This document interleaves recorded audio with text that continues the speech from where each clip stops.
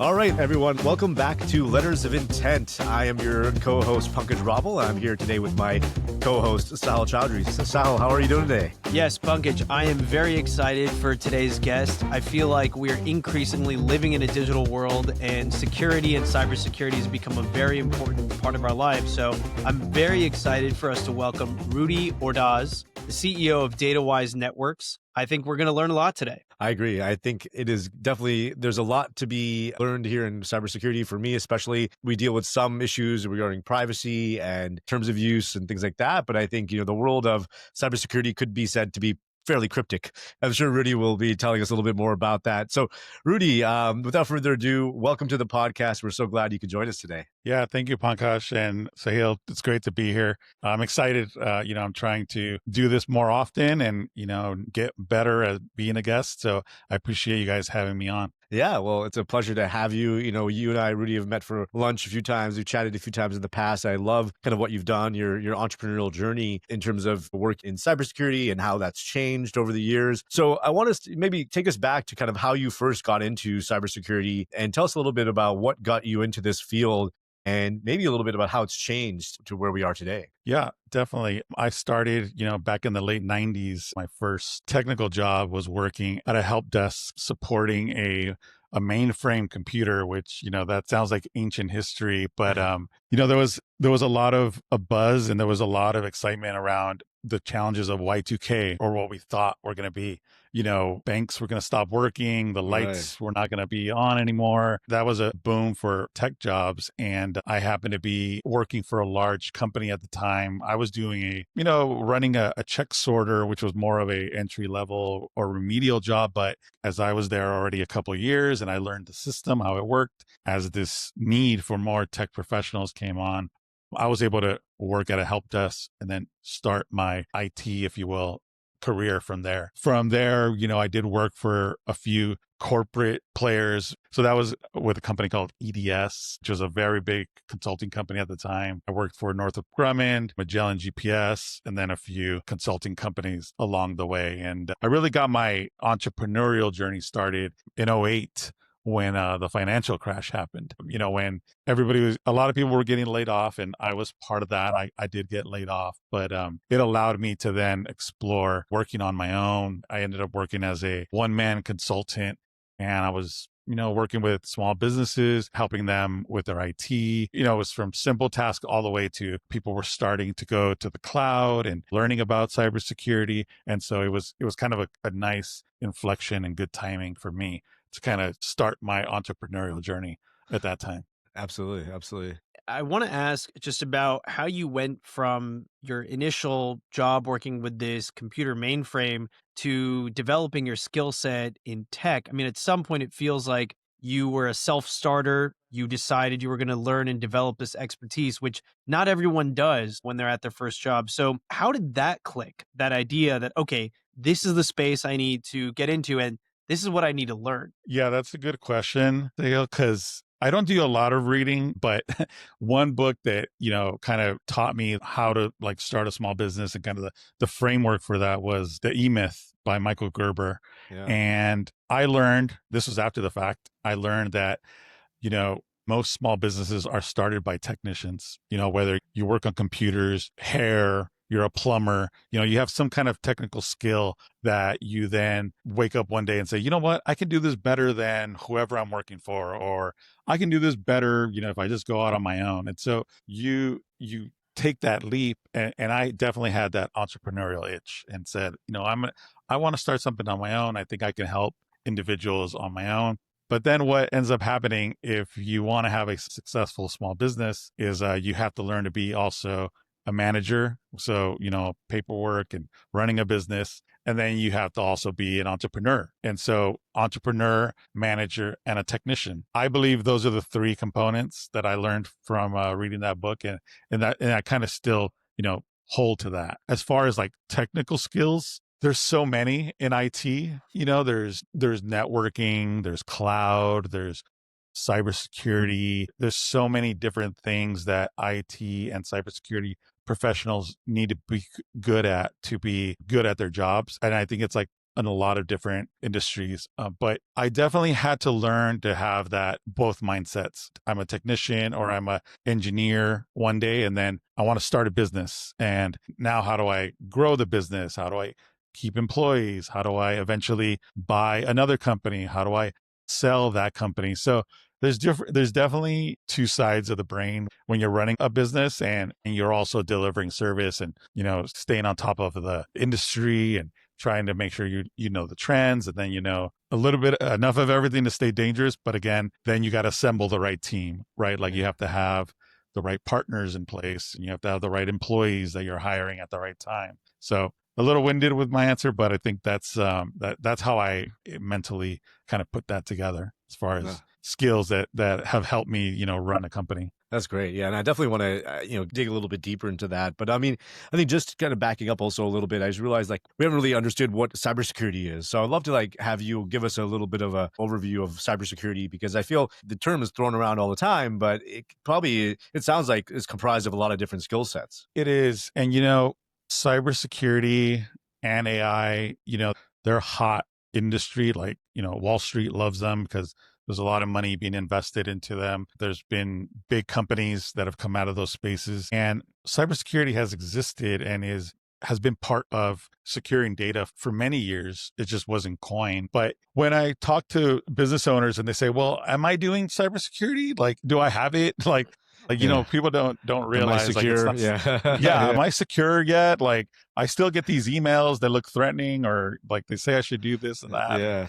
So I try to boil it down to like 5 key points of what a business is doing or an IT partner is doing. One, do you have multi-factor authentication? Are your logins being challenged? 2, do you have backups in place? Is there some way for you to recover if a bad actor got a hold of your data or took control of your data? Are your devices being managed? Can you recover a cell phone or a computer that an employee might lose or have stolen, or they decide to go on vacation and they don't want to get a hold of for 2 months? Do you know where that device is? Your permissions, who has access to what?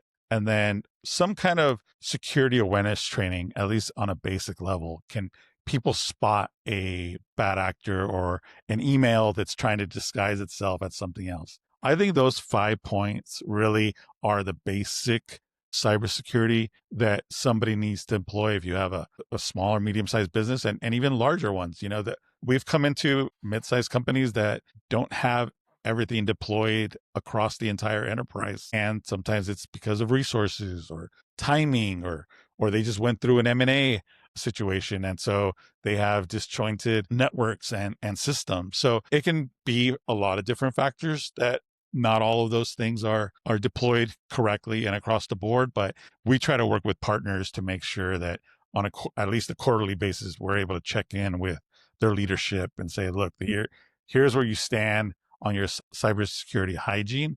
And here are some of the challenges that we're still working through for you guys. Yeah.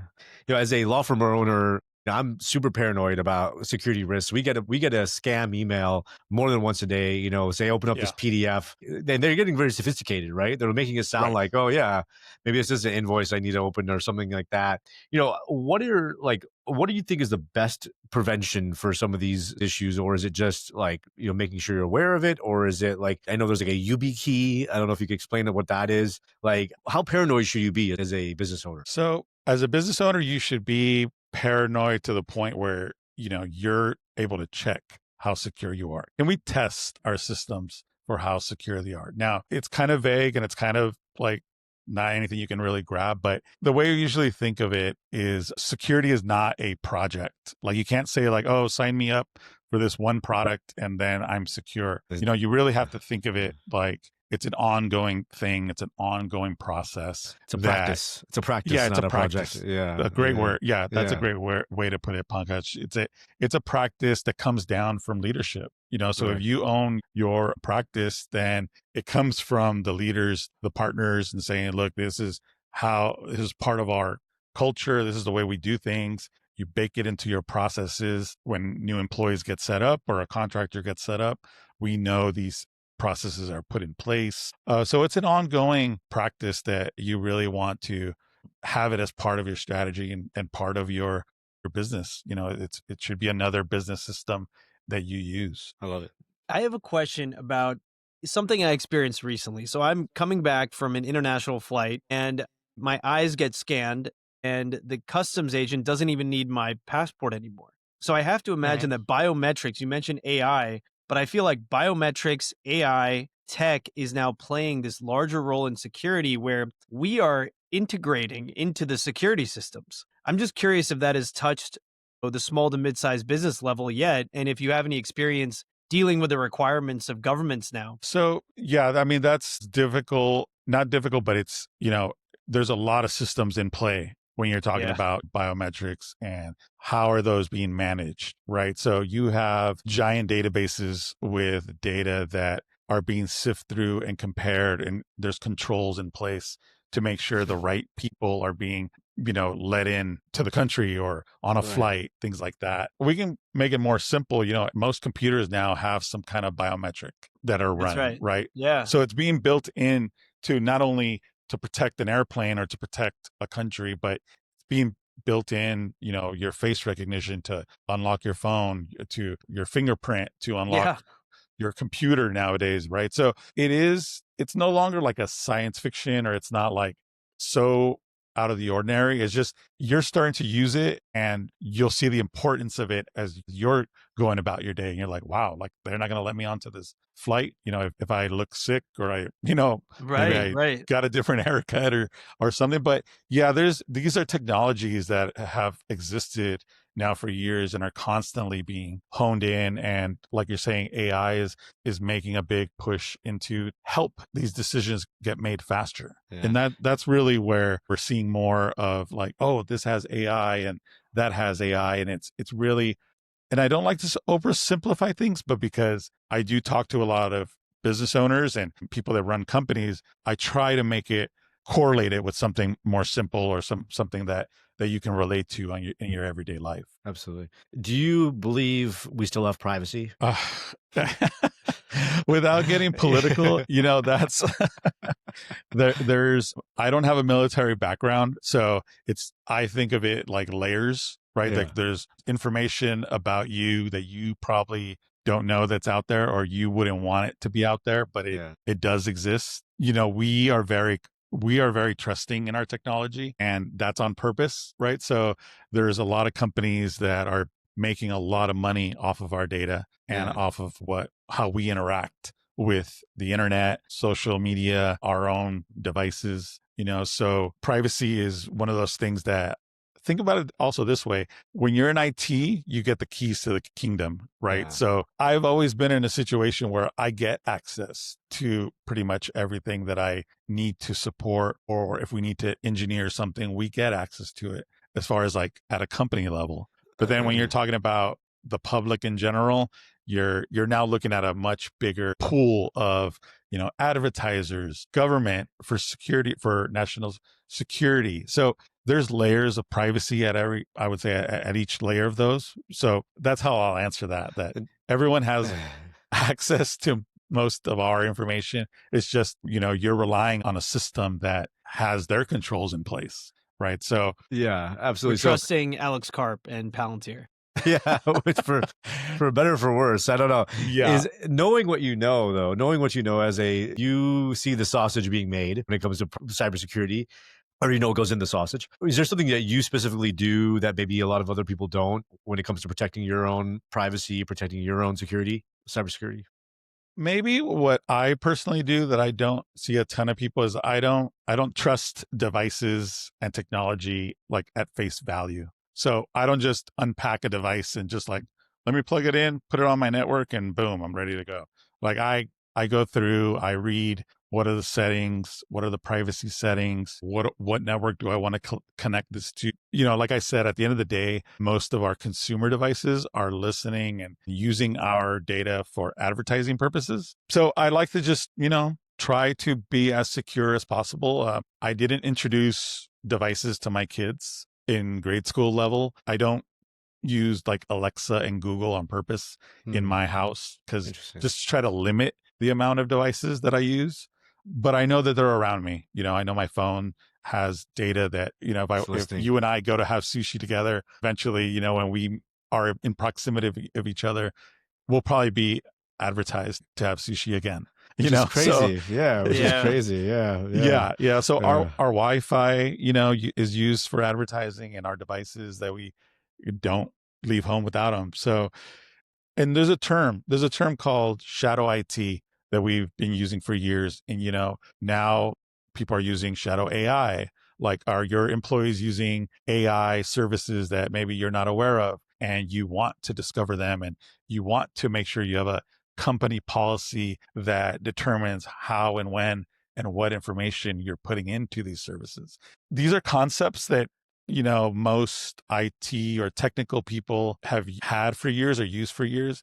It's just getting out more and more as technology just becomes so prevalent and so much part of our daily lives. So, who are the biggest perpetrators of these kinds of security breaches, and which industries are the most vulnerable? So anyone who is moving money or has the ability to move money is a target. So that's almost every business, right? You have something that is vulnerable to or susceptible to an attack. And who are doing this? There's so many. So, I mean, we hear terms now like hacker as a service, or Wow. phishing as a service, where Wow. you don't even have to be the person that's doing this. You can pay somebody, pool those resources together. And if your job gets picked up and somebody pays some Bitcoin, hey, you just made money. Wow. And, Wow.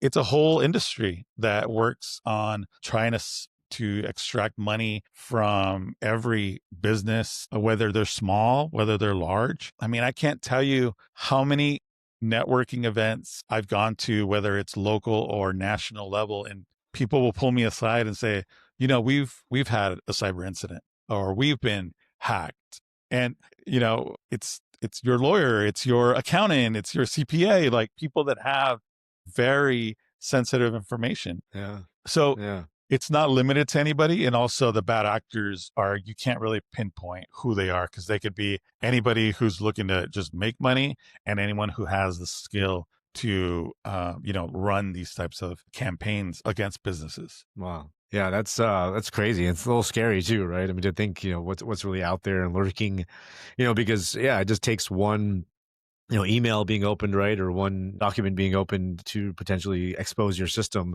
And also, people may be hacked and not even know about it, right? Like they could have been Right. hacked and data extracted and then they never know. So what's one piece of advice you'd give like a growing company? Let's say, someone's found some product market fit and now they're growing. What should they be looking out for? What should they be doing? Should they be contacting DataWise? At what point should they be reaching out to you guys to make sure that they have proper security systems in place? Yeah, I'll say another point, Pankaj, that I think that people can remember is that, most breaches and most cyber incidences that happen, they're usually not caused by some genius hacker in a hoodie in a dark room, right? Like, they happen by, people exposing themselves through maybe not having the correct multi-factor authentication implemented. They're sharing passwords between employees, and they don't have a good password policy. So you set a password 3 years ago on a system that you just forget about, and you kind of, it's just mundane and Right. routine. Or you have old equipment, or you're trusting your employees to use their home computers to access your company data. So let's think of it of like, what defenses can you put in place? And, I gave a list of MFA, multi-factor authentication, backing up your data, you're managing your devices correctly, you have your permissions set for your network and your users, and then some kind of training, some kind of security awareness training, to where you send, a fake email to your employees, and you're like, oh, Susie clicked on it again. We better get her, make sure she does a little course on, what is phishing and why she needs to be aware of it. And why, if, you get a message, whether it's text or email, it says, send me, an invoice to so-and-so, you're asking questions. So Right. another part to that is have some checks in place for anyone in your finance team, that it's not just one person's job or only one process. It gets checked, and there's a second check to, if we're going to send out an invoice, there's more than one person looking at it, because we're putting in very sophisticated security products. But at the end of the day, employees and the human are who are the weakest link in this whole chain. So that's inevitably where it breaks down. Somebody that falls for social engineering, email, or a phone call or a text message, Yeah. and that's the human element of it. Yeah. So in the age of AI, what is the biggest enhanced risk in terms of cybersecurity to, let's say, some of our clients, like small to mid-sized businesses? So you're asking about what are Like, AI risks? well, AI risks, or does the fact that people who are trying to penetrate your security systems, the fact that they have AI as a tool, how does that increase the risk dramatically, or does it? Is it not such a substantial difference? AI is now another avenue that we want to be aware of, and we want to lower the risk. So one of the things we say to our clients and our partners, when they say, "Oh, why should we work with you versus working with another technology consulting company?" We tell them our job is to lower your risk. So we come in with the eyes and the lens of, how do I lower your risk on how you do your business using technology and your technology investment? So if you came to me, you said, I have a small law firm and we want to implement AI. Well, what's the business problem we want to solve? Are we trying to get your attorneys to not have to use an assistant and they can use AI? Or maybe they don't have to read, some of those case files that are pages and pages, and they can get a very good synopsis of it, and then they can make decisions and see where to go from there. So we definitely want to look at the business case, and AI is really, it's going to make us do things faster and help us make decisions. And some of the things that when I sit down with our clients and they ask me about AI, we let them know, people are not going to lose their jobs because of AI. You're going to lose your job to somebody that knows how to use AI, and they're doing the job better than an employee. And really, So that's where we true. see the opportunity. So we want to lower risks. There are definitely bad websites and bad actors out there that might try to trick you into putting your information or have you log into a tool that, could have some adware or spyware, or, it's the same concept from the past. You wouldn't just go log into a new website not knowing what it is, but a lot of people still do.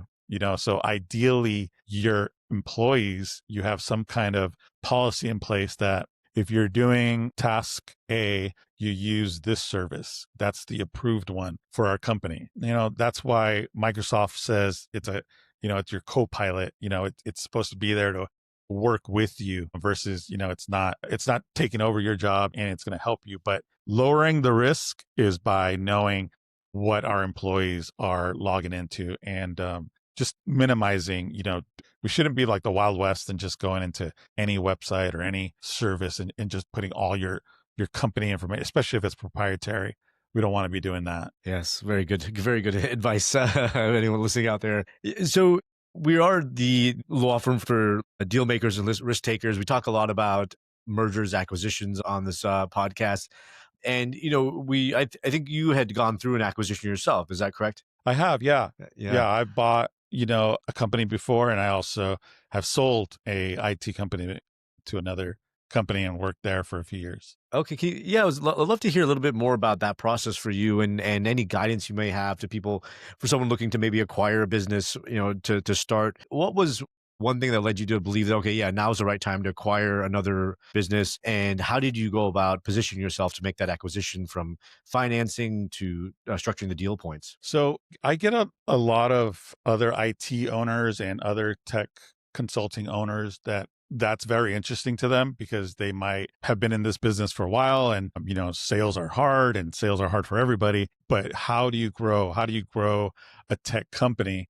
And acquisitions and any M&A, whether it's a merger or an acquisition, is a good way to get talent, whether it's like a key employee that you're looking for, or you want, a book of business. You're going to increase your book of business by whatever X, whether it's 10 clients or 100 clients, all of a sudden you've grown because of this M&A deal that happened. So what I usually say is start with what's your goal, right? So if your goal is to build a large company, that's much different than if you want to have a six-figure income and you don't want the headaches of regulation and you don't want to have a whole HR department, and you're like, I want to have a nice, couple $1 million shop, if you will, and I want to be able to go on vacation, and I don't want the troubles of having managers and a bunch of employees. Two totally different goals, right? So when I started the business that I sold, I came into it knowing that I wanted to grow the business. I wanted it to grow to, multi-million dollars versus $1 or $2 million. Interesting fact, most technology companies are small in America. They are right around that couple of $1 million. So a lot of companies exist at the small scale. And so what I decided was, okay, I want to grow and make sure I have a good sales process so I can grow organically. And then when I saw the opportunity where somebody was looking, they put their hand up. I'm part of quite a, Pankaj, I know you through networking. So I know a lot of other IT people through networking. And I believe it was like on a Facebook group for IT owners. And somebody said, oh, I'm looking for a possible partner. And I love to take the meetings. That's one of my philosophies is I'll take the meeting and see if I can help, whether it's partnering or just giving advice on things that I've been through as a IT company owner. But I will take the call, and that call happened to be from a company in Denver that was looking to sell their managed services clients. And we ended up structuring a deal where it was more of an earn-out, and it didn't cost me like financing out of pocket per se. It was more of, we settled on, okay, you'll get X amount up front, and then you'll get, as that book of business grows, then you'll make money this way. So that's another part of the M&A that I like to advise, is that it doesn't have to be one way. It's great if you have several million in the bank, or you already got yourself a loan and you're just out shopping like you would be at a mall. Right. But there's also other ways to acquire business. If you provide a service to another business and then eventually you figure out there's a synergy there, a lot of times you can hire that owner to work with you, and they get something for their book of business, or they get an earn out or a rev share that could work in acquiring a book of business. And so I was able to do that. And then I grew my company, probably by 30% by one stroke of the pen. And so again, my advice is just, what's your goal? If your goal is to grow, M&A is great.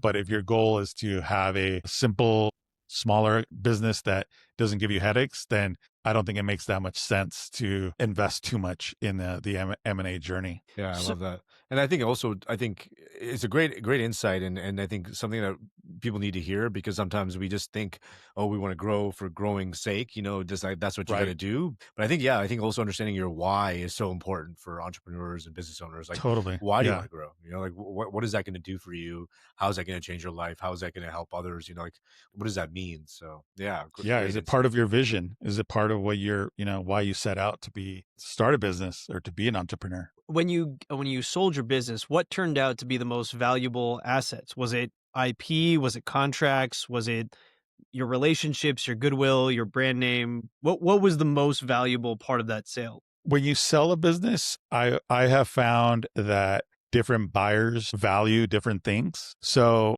it's like your baby, right? Or like when you're selling your house, right? You're like, oh my God, my house is so beautiful and it works great for me and my family. And then a buyer comes in and is like, oh, I'll change it all if I buy this house. And you're like, what? Like I've set this up perfectly. And it's like, yeah, well, it was set up perfect for you. And so people value different things. And to answer your question, it was the contracts and the book of business was what was valued at the end of the day. Interesting. The most. That's what carried the most weight. So when other MSPs, managed service providers, ask me like, oh, what should I focus on? It's a little bit of everything, because you don't know what the buyer is going to have, but the market a lot of times dictates that it is your book of business. That's really that's where the value is in a service-based industry, that it's built on recurring revenue. right? So we're selling contracts that are paid every month based on the services that we're going to provide. And as they're more and more valuable, a lot of times it has more expertise. Different services are included in that. And when they're not based on time and materials, is like you sign up and say, we're open, customers call me when you need me, as opposed to the more proactive managed services industry that we're in. We're selling you a service that we're going to be ahead of this. We're monitoring your devices, your cloud environment. We're monitoring your cybersecurity. Our technicians are getting alerts to when, something happens, whether it's a security incident, someone's trying to log in from overseas and nobody's traveling. Someone needs to see that. So we're selling a proactive service versus a reactive service. And I think I'm glad you brought up that point, Sahil, because sometimes people think, oh, I have 100 clients. It's like, yeah, but they're not in any kind of contract, or Right. they're not getting any kind of service on a regular basis that I would find them valuable. If you leave, they might say, well, I'm going to go, I don't know Rudy. Like, I don't know if he's going to be the same as, the last guy that I worked with. So it is difficult to know what that specific buyer wants to buy your business for, but through the process, you learn what's more valuable. And a lot of times the industry dictates its contracts and that ongoing recurring revenue. So letters of intent, audience, contracts, contracts, contracts. That's where the value is. Don't sleep on your Yeah. contracts. Yeah. That MSA, has saved us, Yeah. quite a few times for sure. Absolutely. So we're gonna jump into the lightning round now. I want to just quick answers, ideally, just of a few just questions that I think come up a lot. One is, what's one cybersecurity myth that you wish every business owner would forget today? Like, what's one thing people get wrong a lot about cybersecurity? That it's a ongoing process. It's not a project. Yes. Okay. So forget that it's a project and recognize it as a process. It is a practice that you have to kind of look into every day, every week. And Yes. because, you're right. The goalpost is always changing too, right? Like things are always changing. Threats don't go away. So absolutely. It's kind of like the practice of law, I think. It's like Yeah. you never become, you never perfect it, right? Yeah. So, And laws change, especially compliance. I know we haven't talked very much about compliance, but, right. we have a lot of clients that rely on us to stay up to date with as compliance changes, and especially from the government, if somebody wants to work with the government or they're working with any large institutions, they have compliance requirements that do change. And so it becomes an ongoing process to stay secure. One thing I was going to ask, I forgot to mention, was like, do you recommend businesses use something like 1Password or a password manager to make sure that their passwords are secure? Yeah. It can be definitely part of your stack that you incorporate. Question 2, lightning round. What's the biggest red flag you spot in an IT environment within the first 10 minutes? Probably any kind of shared password or written down account, or anything where it's easy to get logged into a system. That for me is a big red flag, because a lot of times if there's one, there's probably multiples, because somebody has deemed it okay in this organization. Yeah. I'm not going to say we are not guilty of that early on in and when we first started, but we have fixed our processes since then, talking to people like you. So what's one technology investment that gives companies the best ROI? I think finding the right type of partner, whether it's they hired, an IT director or an IT manager, or they're working with a IT consulting company or cybersecurity consulting company, putting your money into a partner that understands your business and that knows how to help you with your technology budget and your technology investment is the best use of your money. So DataWise Networks. DataWise Networks. Exactly. Yeah, DataWise that's the Networks. answer. I'd like That's the best ROI. Yeah. I want to just kind of close there with, Rudy, I know you have probably a lot, we could talk for a lot longer about cybersecurity and just entrepreneurship in general. Is there anything else you'd like to leave the listeners with in terms of, as they kind of build their businesses, how should they think about cybersecurity? How should they think about the future, given AI is very much changing the game in every different industry? Any kind of parting wisdom that you want to share? Yeah, I think we brought up quite a bit already, and maybe we're like, not trying to knock everyone over with this, but cybersecurity is something that is a process that the leadership of your company should own. Whether it's an owner or it's your board, and everyone should be held accountable from the top down in an organization. AI is a very hot topic. There's a lot of investment going into it, and we're seeing a lot of questions and a lot of confusion onto how it's going to impact every industry. And it's definitely not a doom and gloom thing. I think it's also not a magic bullet that's going to solve all of our problems in business, but it is going to be something that helps us, that is going to be able to leverage, your best employees are going to become even better. We're going to be able to use less maybe overhead with less employees, but at the same time, you're going to get more out of your staff and out of your best players. So I do want to let people know that let's keep trying to iterate how AI can help your business, and just know it's not going to be like, oh, let me buy this and implement it, and I should see this many X ROI. It's going to help us all do our jobs better, including ourselves. The other side to the coin is,